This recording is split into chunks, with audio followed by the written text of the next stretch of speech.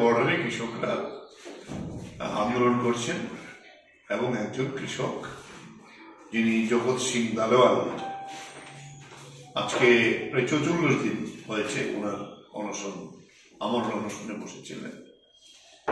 এটা একটা সিরিয়াস অবস্থান, এই বিষয়টা আমাদের আলোচনা উঠে এসেছে। এরপরে যেটা হলো যে সম্প্রতি কেন্দ্রীয় সরকার কৃষি আইন বাতিল করার পরে ঘুরিয়ে আবার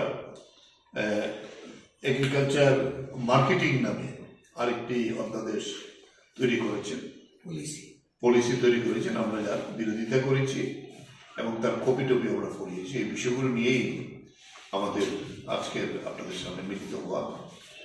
এরপরে যেটা আসছে সেটা হলো ধান কেনা চলছে, এটা সম্পর্কে আমাদের একটি বক্তব্য আছে। আর আমরা আমাদের সাংগঠনিক কাজে আমাদের মেম্বারশিপ শুরু হয়েছে, এই বিষয়টাও বলবো। আর ফেব্রুয়ারি মাসে আমরা এই বিষয়গুলো নিয়ে ব্যাপক আন্দোলন একেবারে নিচের স্তর থেকে রাজ্য স্তর পর্যন্ত করার পরিকল্পনা আমরা গ্রহণ করছি। প্রথম যে কথাটা বলবো যে বন্যা দুর্গতদের ব্যাপারে দেখলাম কালকে বিধানসভাতেও স্টেটমেন্ট করেছেন, আপনারা বিভিন্ন কাগজ টাগজে এসেছে আর কি।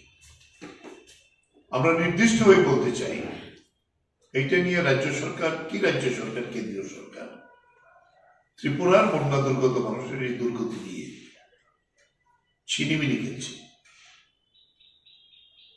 যেখানে রাজ্য সরকারের কথা আমরা মানি 17 লক্ষ মানুষ আক্রান্ত, সবচেয়ে বেশি ফসলের ক্ষতি হয়েছে, ধান, সবজি, পুকুরের মাছ, বোকাবাদী পশু ইত্যাদি।